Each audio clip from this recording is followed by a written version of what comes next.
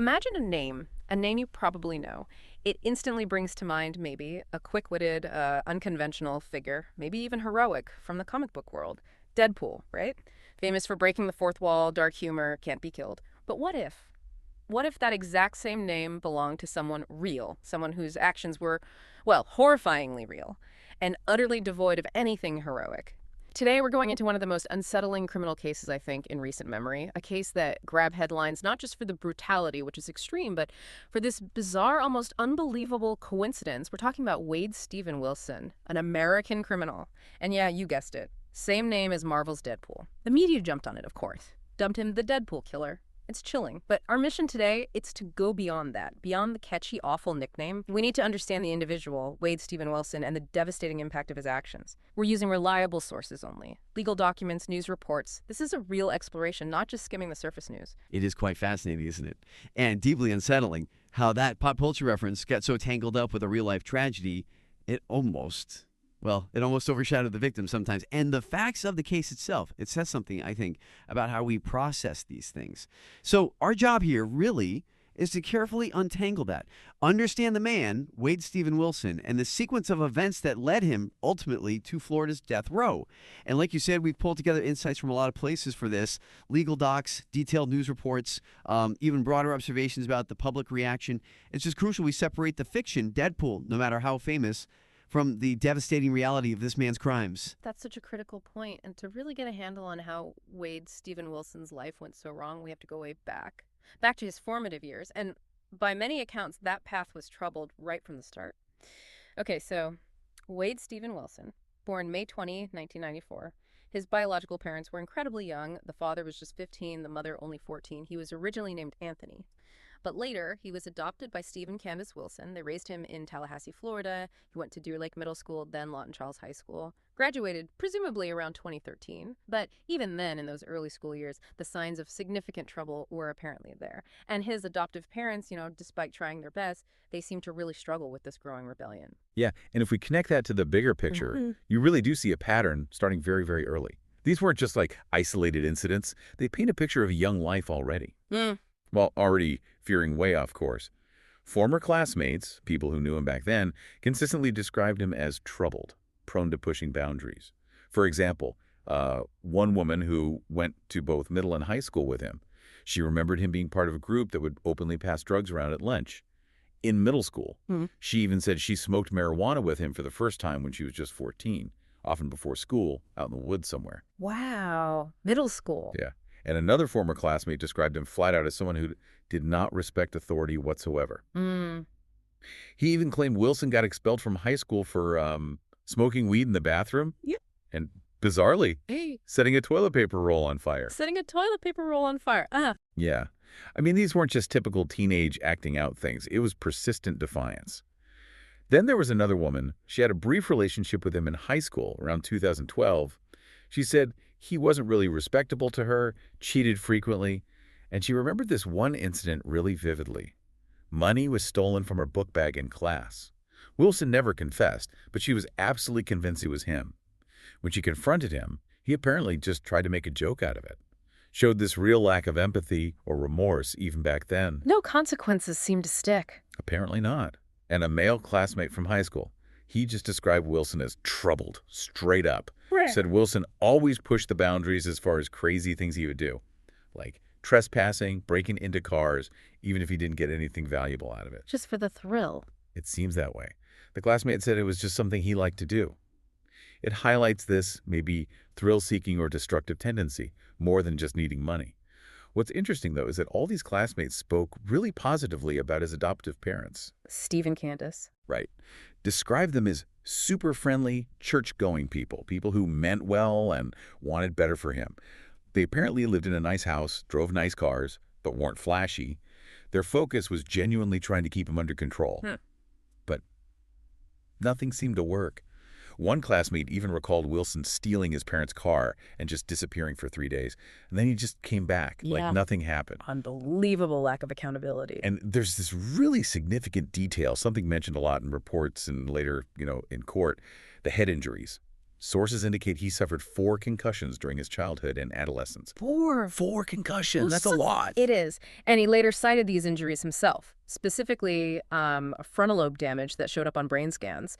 He argued it potentially contributed to his feelings of instability, his impulsivity. Now, the defense obviously used this later, arguing diminished capacity. But the prosecution pushed back hard. They emphasized that, yeah, the injuries were there, but they didn't negate personal responsibility, especially when you factor in the substance abuse. Right, the drugs. Exactly. So this complex medical, psychological background, it's a critical backdrop to everything that followed. His developing criminal history. It really paints this deeply concerning picture, a trajectory that, looking back now, seems almost inevitable given those early signs. It really is like a pathway being forged. Each incident just laying the groundwork for the next, more severe one. His formal encounters with the law. They started in 2012. Leon County. A string of incidents. Burglary, assault, firearm offenses, and these weren't minor things. Breaking into homes, confronting people, illegal weapons. Then, November 2013, things escalate. He gets his first prison sentence. Burglary and grand theft. He served until September 2014. His first real taste of the system clearly didn't scare him straight. Not at all. The legal problems just kept mounting and getting much, much more serious. In 2015, he faced really serious charges. Sexual battery and kidnapping. Right. A woman accused him of assault. Okay, sexual battery and kidnapping. That's huge. What happened? Well, what's crucial here, and maybe surprising, is that a jury acquitted him, found him not guilty. Acquitted? On charges that serious? Yes, an acquittal means the jury didn't find the prosecution proved guilt beyond a reasonable doubt.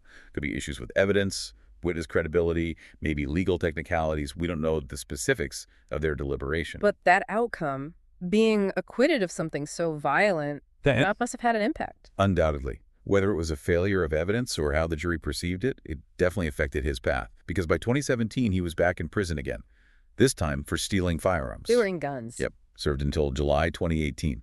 The pattern is undeniable now. Increasingly serious offenses, violence, weapons. And then 2018 rolled around and his name pops up somewhere really unexpected and bizarre. The Denise Williams case. That's right. The high-profile murder-for-hire plot. It got national attention. Yeah. Wilson allegedly played this peripheral role, but a deeply disturbing one. He apparently tried to fabricate evidence in that case. Fabricate evidence. Yeah.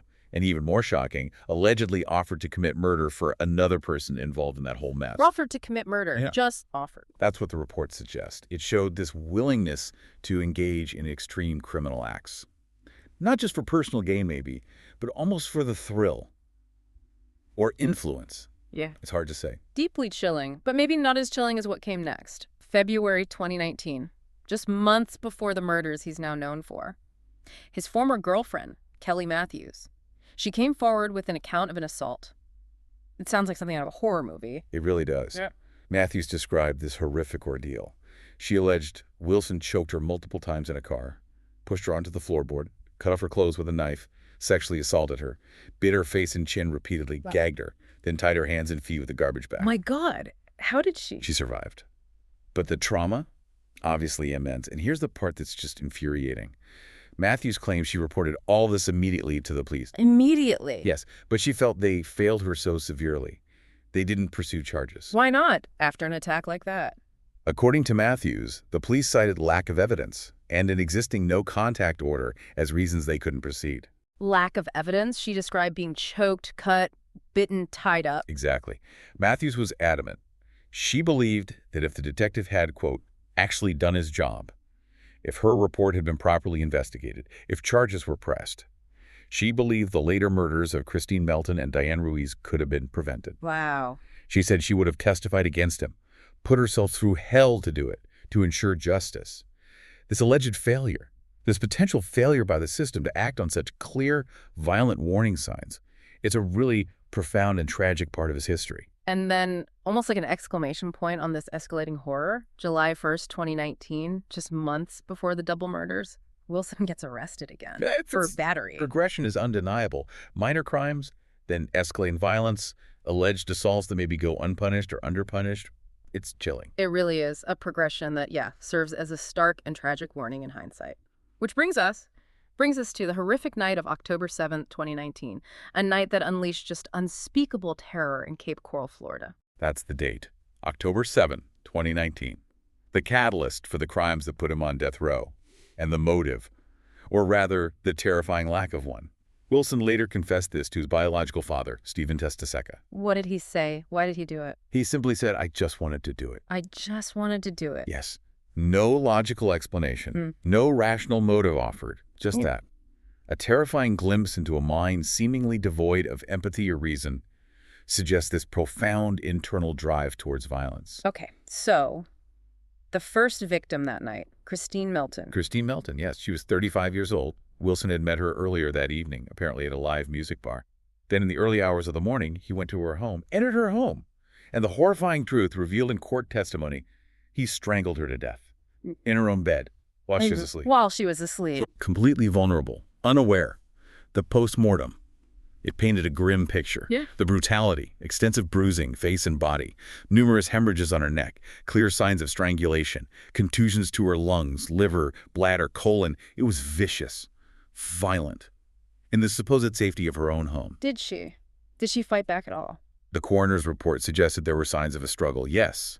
Even in her sleep, apparently, her body reacted as she fought for her life against this unseen attacker. Unbelievable. And what did he do after that, after murdering Kristine Melton? What he did next is crucial. It shows this continued pattern, complete lack of remorse. He stole her car, a silver Chevrolet Impala.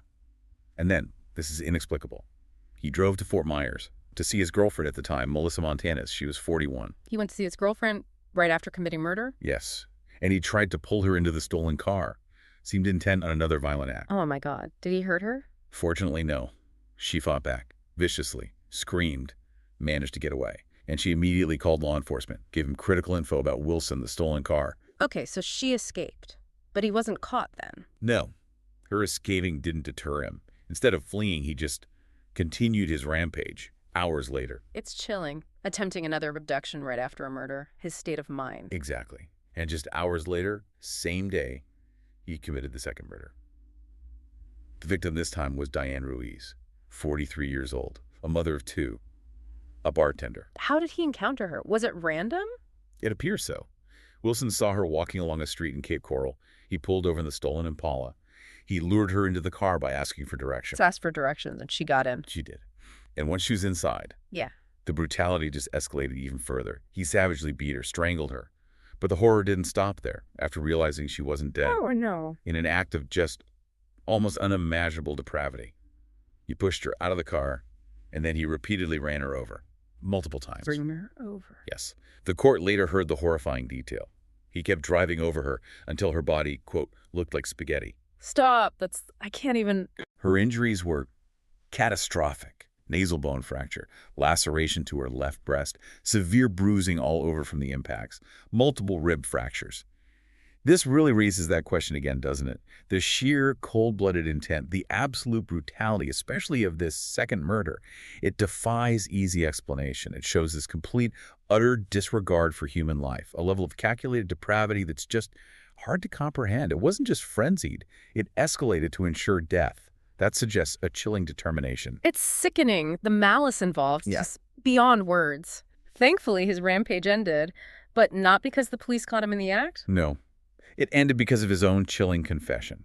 Shortly after the murders, Wilson called his biological father, Stephen Testaseca. Called his dad? Yes, and confessed everything. Described the horrific details, both Kristine Melton's death and Diane Ruiz's, including the running over part. What did his father do?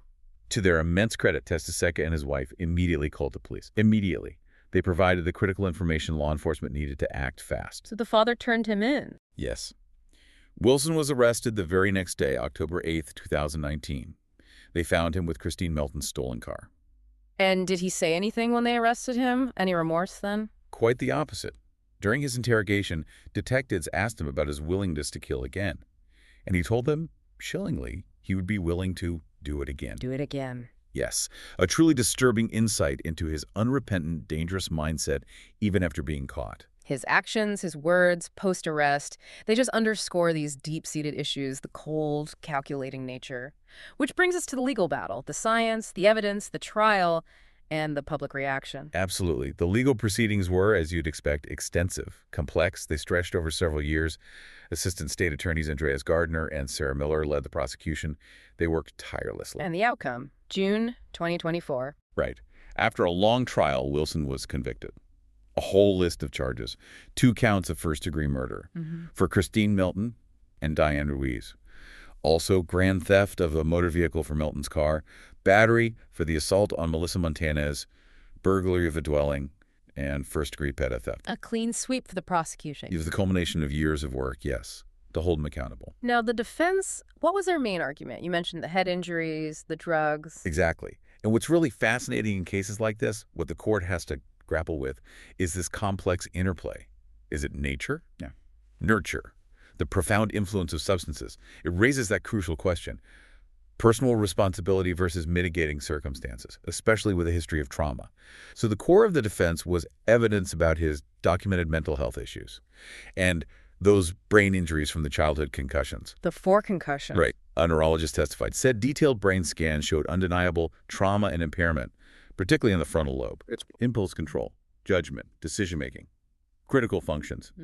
The defense argued this neurological damage, combined with his severe history of substance abuse, it might explain some of his impulsive, violent behaviors, suggested a diminished capacity for fully rational thought when the crimes happened. Okay, so brain damage plus drug abuse equals maybe not fully responsible. That was the argument. But the prosecution countered very forcefully. Prosecution experts said, yeah, okay, he might have had underlying issues, but his extensive drug abuse was a far more significant, more immediate factor than any mental health or brain injury. They presented evidence. Toxicology reports showing various illicit substances in his system around the time of the murders. So they blame the drugs primarily. They emphasized his choices, especially his deliberate substance abuse, argued that was what ultimately drove his violent acts, highlighted clear pattern of voluntary behavior leading to the crimes. It created this profound dilemma for the jury and the judge. How do you weigh these factors? Do they truly mitigate intent or just provide context? And wasn't there some really impactful testimony from his father, the biological father? Oh, absolutely. Stephen Tessiseka's testimony was one of those harrowing moments of the trial. He recounted you could feel the emotion, the chilling details of that phone confession right after the murders. The I just wanted to do it part. Yes. And describing how his son calmly detailed running over Diane Ruiz multiple times because she wasn't dead, Tessiseka's testimony was just instrumental. It portrayed the raw, unprovoked nature of the crimes, underscored this horrific lack of any reason beyond a sheer desire to kill. So after the conviction, Yeah. the penalty phase, death penalty decision. Right. The jury moved to that phase. In Florida, you need a supermajority, at least 8 out of 12 jurors, to recommend death. And did they? They did, more than the minimum required. Specifically, 9 jurors recommended death for Kristine Melton's murder, and 10 jurors recommended it for Diane Ruiz's murder. Strong recommendations. So the judge. August 28th, 2024. Judge Nicholas Thompson imposed not 1 but 2 death sentences. 2 death sentences. Yes, and Judge Thompson was unequivocal. He called the murders heinous, atrocious, and cruel. Legal terms, meaning extremely wicked, shockingly evil, involving great pain or suffering for the victim. He specifically highlighted Diane Ruiz's murder as cold, calculated, and premeditated. Planned, intentional killing. The judge said he found no basis to overrule the jury's strong recommendation, acknowledged the overwhelming evidence of the brutality. What happens now? What's the method in Florida? In Florida, the condemned can choose between lethal injection or electrocution. And Wilson's status now. He's appealing the decision to the Supreme Court of Florida, which is standard procedure in capital cases with the death penalty. Okay, and the public reaction. This case got so much attention because of the name, the brutality. Oh, significant public interest, yes. And considerable controversy, as you'd expect. The judge apparently received numerous messages, people pleading for clemency. It highlights this ongoing debate, right? Mental health, crime, the justice system itself. Public reactions were definitely mixed. Some expressed sympathy, because of his documented mental health issues, his rough start in life, argued for maybe life in prison instead. Others, though, focused intensely, exclusively, on the extreme brutality, the horror of the crimes, demanded the ultimate penalty. It's that difficult balance, isn't it? Understanding versus excusing. It's a truly delicate balance, and State Attorney Amira Fox addressed it directly, forcefully. She issued this very strong public statement, condemned people she felt were starting to idolize Wilson, called it disgraceful and pitiful. Idolize. Apparently, Fox asserted unequivocally that Wilson is nothing more than a vicious killer, and, quote, about the most poor representation of a man that there could ever be. She really emphasized the suffering of the victims, said they physically suffered tremendously and fought for their lives. And she concluded adamantly, Wilson is no idol, just a number in the Florida Department of Corrections awaiting death. Wow. Strong words.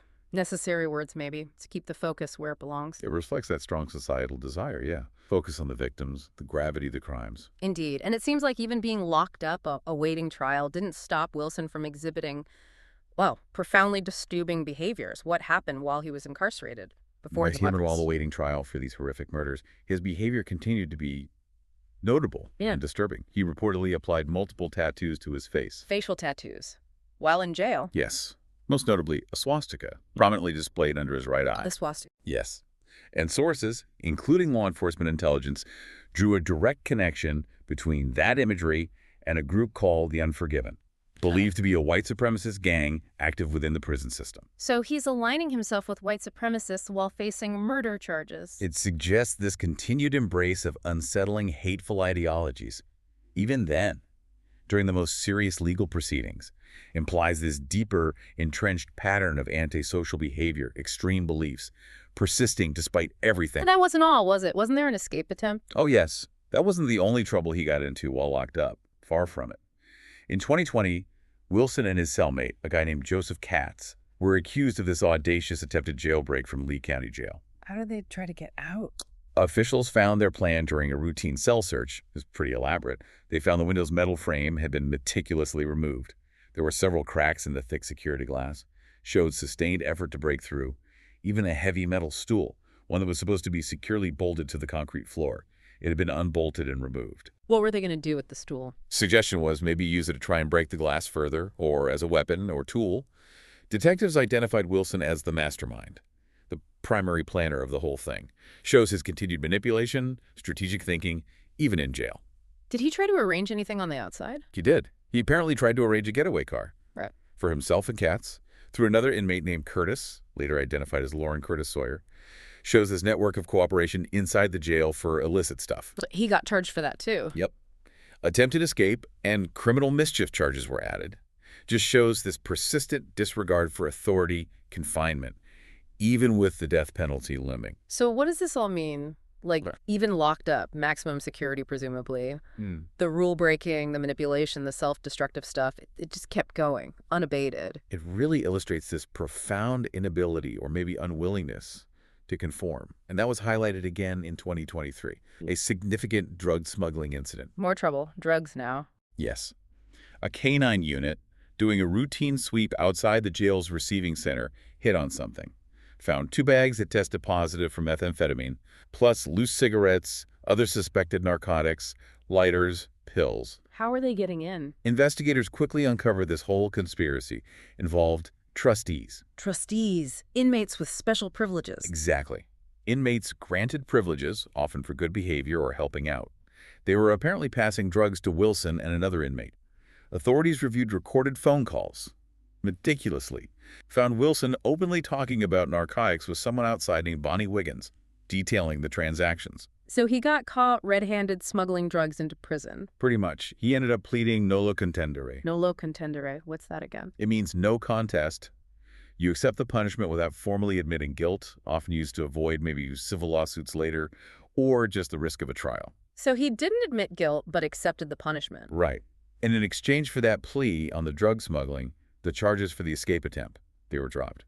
Strategic move by his defense, probably. What was the sentence for the drugs? A fine and 12 years in prison, served concurrently with his death penalties, meaning it doesn't really add extra time given the death sentences. But wait, wasn't there something else critical related to the drugs? Something that happened to him? Yes. This is the really critical detail here. Wilson survived a drug overdose, right there, at Lee County Jail, in 2023. He overdosed in jail. He did, survived it.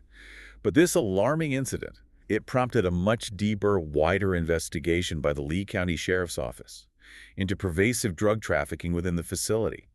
It ultimately led to charges for 4 other people involved in the conspiracy. Yeah. Exposed a huge problem inside the jail. Wow. So his own overdose blew the lid off a bigger drug ring. Effectively, yes. It just clearly demonstrates his dangerous self-destructive patterns continued right into his daily life in jail.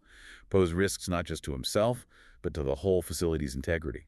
These incidents behind bars, They just paint this stark picture, don't they? Someone seemingly unwilling or unable to change, despite the ultimate penalty hanging over him. Which brings us back, full circle almost, to the chilling coincidence that started all this public fascination. The name. The unavoidable name. Yeah. We started this talking about that uncanny coincidence. Real-life convicted killer, Wade Steven Wilson, shares his name with Marvel's Deadpool. And this link, undeniable, kind of macabre, it massively amplified media coverage, public fascination, earned him that grim nickname, the Deadpool Killer. It's sensational, yeah, and disturbing. But you can't ignore it because it profoundly shaped how so many people first encountered this story, often blurring those lines between fiction and reality. And it does raise that important question, doesn't it? When you think about public engagement, when you actually lay out the fictional deeds of the comic book character side by side with the real ones committed by Wade Steven Wilson, it's a chilling exercise. Both exhibit this profound capacity for destruction in very different realms. Fiction versus horrific reality. Should we touch on what the fictional Deadpool actually did, some of his worst deeds in the comics, just for that comparison context? We probably should, briefly. To understand the discomfort of the comparison, sources like Game Rant have compiled lists. And again, we stress, these are fictional atrocities, completely separate. But they do underscore the character's reputation for extreme, morally reprehensible acts. For instance, probably the most extreme. The comic series Deadpool Kills the Marvel Universe. Kills everyone. Literally. Annihilated the entire Marvel Universe. Systematically killed every superhero. Fantastic Four, Wolverine, Thor. And the detail. Eating and wearing their skins after being driven even more insane by a villain. It's total nihilistic destruction in fiction. Okay, that's graphically fictional horror. It's exactly. That fictional capacity for unrestrained violence is what gave the character his dark edge. There are other examples, too, like using his own child as bait, killing Agent Coulson for Hydra Cap, mistreating his supposed friends like Blind Al or Hydra Bob, even killing an ex who essentially dared him to, or eagerly working for Galactus, the Planet Eater. The fictional list is long and dark. Which brings us right back to the stark reality, and maybe the most profoundly unsettling part of this whole case.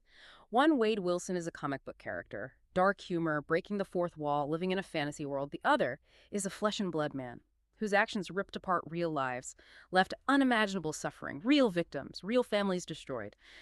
The discomfort of that comparison is undeniable. It's the stark reality that a name, just a coincidence, can inadvertently shine the spotlight on the raw, unembellished horror of real-world violence. Forces us to confront that difference. Fictional anti-hero versus convicted murderer. It's just this bizarre overlay, isn't it?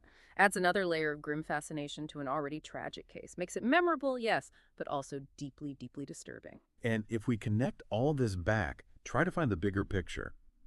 The Wade Wilson case isn't just one grim story about one criminal. It really is a stark reminder of the various pathways that can lead someone to commit extreme violence, and the critical role, the often challenging role, of our justice system in dealing with it. We've looked at his troubled youth, those head injuries, the early criminality, how it progressed to that calculated brutality in Cape Coral.